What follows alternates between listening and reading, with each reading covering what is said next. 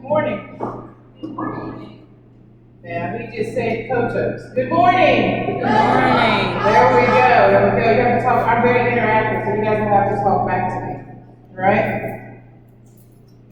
I do this on Sunday mornings as well, and the congregation has to talk back to me. All right? So I want to thank you first, Jonathan and Rebecca, for having me here at program. What I wanted to talk about this morning is being your best you. Are you living your best life? As a freshman coming into college, we always say things like, oh, I'm living my best life. Girl, I'm not worried about that. I'm living my best life. What is living your best life? Think about that for a second. What is living your best life? It's a complex question, so while you think about it, I'm going to introduce myself. My name is Andrea Oaks. I will be your speaker this morning. Speaking is something that I love to do. I've been speaking, I've heard since I came out the womb, and I haven't been quiet since. As a young child, I was always the moderator of our church youth groups. As a young teen, I was always the captain of the basketball squad, the volleyball squad, the track team, because I am an advocate. And now it's come full circle, because now here at BAC, I am the head interim volleyball coach. I am also the head cheerleading coach. I am one of the advisors for our SAC committee, which is Student Athlete Advisory Committee. I'm also an advisor for the Emerging Leaders Institute. The church sector, I am the president of our United Methodist Women. In the personal sector, I am the founder of my nonprofit organization, Changing Lives Using Your Blessing, which we call the Club. In all those things, my most prized possession would have to be this little boy right here. How do I know about college freshmen? Because that's my son. And last year, he was a college freshman. In studying about what it is we need to do to live our best life, the first thing that we would think about is what? Living your best life, you need what? What would you think of? You need your family, that's a good answer, but not a positive attitude, that's a good answer. But basic needs in life, what do you need in life? Maslow's here to tell us. Maslow's hierarchy of needs is something that we, as college students, don't a lot of times pay attention to. But it's necessity in order to live your best life. You must deal with these things here accordingly. I know as soon as when you see this, you're like, oh my gosh, here goes another class, another workshop that I don't want to hear about. But I'm going to give it to you on the college level and how it is necessary in order for you to survive. Your physiological needs. Maslow tells us that we need breath or air, food, water, shelter, clothing, basic things like that. As a college student, do we prepare ourselves for those things? Breathing, you don't have to prepare yourself for breathing. Take a fresh breath in. Exhale. Do that again. Inhale. Now exhale. You thought about it, but how many times a day do you do that? Thousands upon thousands of times a day. This time, close your eyes. Breathe in. Breathe out. Again, inhale. And exhale. You may open your eyes. What did that feel like? A little more relaxing as you paid attention to your breath, as you were breathing in, and then you were breathing out. How many of you meditate to start your day? Meditating is just to center yourself, to be aware of your breathing patterns. It is a necessity. So when he says breathing, we think, oh yeah, we have to breathe, because if you don't breathe, the alternative is that you're not breathing. which means safe, correct? But what if Maslow is going deeper? What if he meant to take thought in your breath? This time, close your eyes, and as you breathe in, think about everything in your body functioning the way that it is supposed to. Imagine your blood flowing. Imagine the neurons, your brain functioning, your synapses firing. Everything centers from the very basic process of breathing. All right. Next, food. As college students, how many of you guys eat a healthy diet? No one. You don't have to answer. No one. Even further, student athletes, how many of you eat a healthy diet? All right. We have one hand who says that she eats a healthy diet. It is important that you have the proper foods, that you nourish yourself in order to prepare yourself for your day. If you're going to sit in classrooms and you're going to have lots of things going on in your day, if you don't prepare yourself and eat healthy meals, then your body will feast on itself. Water. Does anyone know how much water we're supposed to drink in a day? 8 glasses. 8 glasses is the basic minimum. Well, that's a good answer. That's a good answer. In ounces, to be safe, they say to Drink half your weight. drink half your weight in ounces. That is correct. Half your weight in ounces is what we're supposed to drink. So from now on, whatever you weigh, cut that in half, and that's what you drink a day. When you don't drink water, you don't have food, you are not healthy.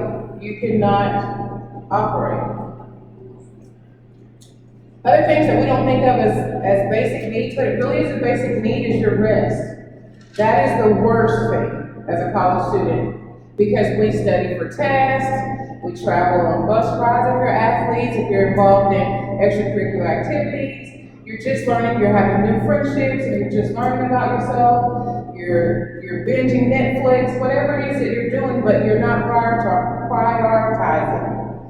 Sleep is the basic concept of resting your body. How many hours of sleep do we need a day? 8 hours of rest a day. It wouldn't hurt to get 9 or 10 if you're an active athlete, but that's almost impossible as an athlete to get 9 or 10 hours. If you can get 8 hours of sleep, now that means go to bed, turn everything off, and rest completely. A lot of times we don't rest completely. We don't go into that REM deep sleep because we can still hear our phone when it dings. And we pick up our social media. And we begin to act as though we operate like dolphins. We don't operate like dolphins. Meaning that dolphins are dual hemispheres, so they can sleep with one half of their brain still functioning. Because that other half of their brain tells them to breathe and when to surface. We don't need to surface. We don't sleep below water. We don't sleep. We have to go to sleep. That means if you hear your phones going off, that means you need to silence them. Because your brain requires enough rest to be able to endure an 8-hour shift at work or a 10-hour school day. Why there's an 8-hour shift at work and a 10-hour school day, I'm not sure the difference in the hours, but that's what studies show you need in order to function for those days. Warmth. When I say warmth, I mean a shelter. There is a large amount of students that come to college and they're homeless. We don't think about that because we just assume that everyone has somewhere to stay. There are several students on campuses in the state of West Virginia that are homeless. Last year, here we did an activity to reach out to some of those students. And it was alarming to me to see the amount of people that are homeless. Homelessness, operating without the shelter, means that you operate without warmth. Means most of the time you'll go without water. Most of the time you'll go without food. and sometimes find it hard to breathe. So, to me, being homeless or being without a shelter is one of the most important because it leads to the destruction of all the others. Physiological needs, basically food, water, warmth, and rest. Do you eat right? Do you drink the water, the amount of water you're supposed to drink? Do you rest 7 to 8 hours a day?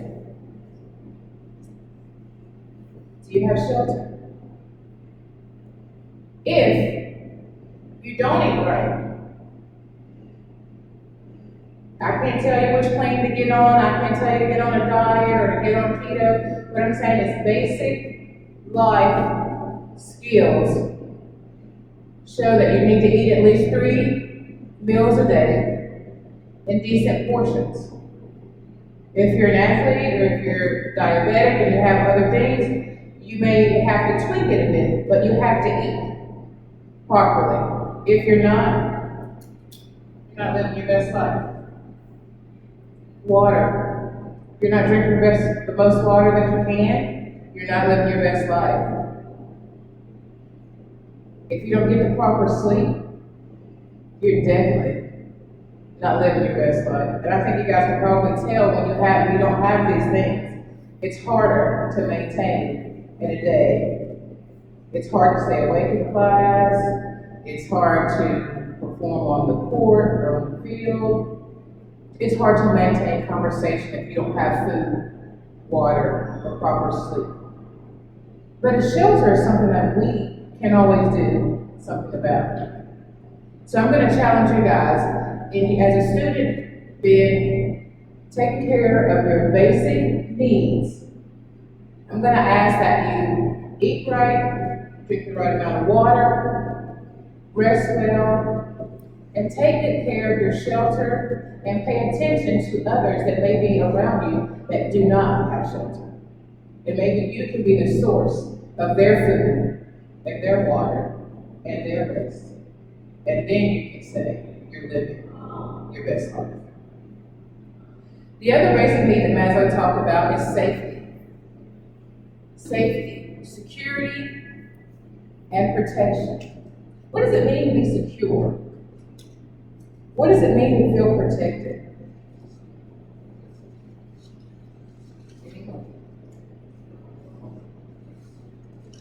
Protected from what? To feel secure means that you don't have a worry, that you feel like there's something that's going to take care of you. But how do you get to this sense of safety?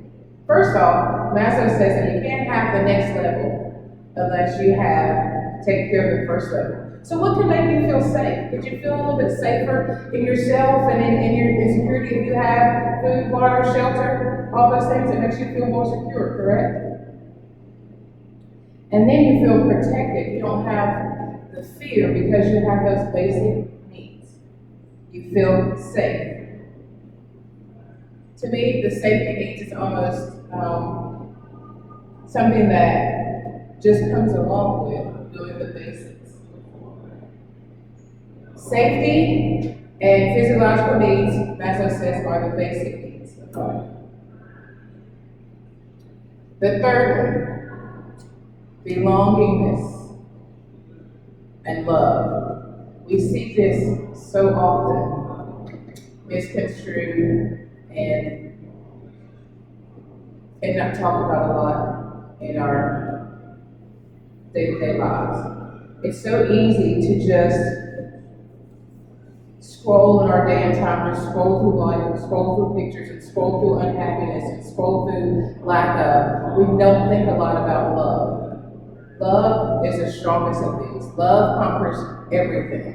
So in college, it is important that you reach out and you belong to different organizations. We have several clubs, several extracurricular activities, several athletic teams, lots of ways for you to connect, but you have to find your sense of belonging. What happens when you don't have a sense of belonging means that you always feel like the outsider. When you feel like the outsider, what happens? You're going back down that ladder again. If you feel like the outsider, then there goes your sense of protection, your sense of safety. And now you're feeling like a loner, you're feeling like an outsider, and now anxiety and depression sets in. You're not even worried about the basic food, water, shelter, because you don't have a sense of belonging. How many of you walk around campus and you see that person that's always by themselves? They never engage in anything else.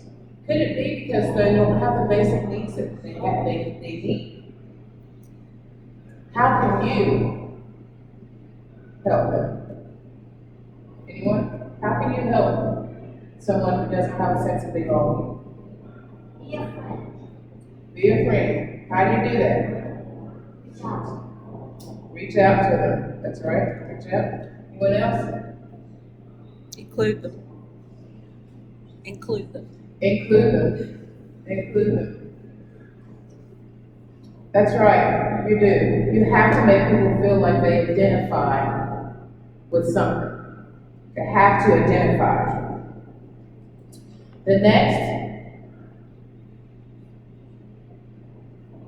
is your esteem needs, your prestige, and your feeling of accomplishment.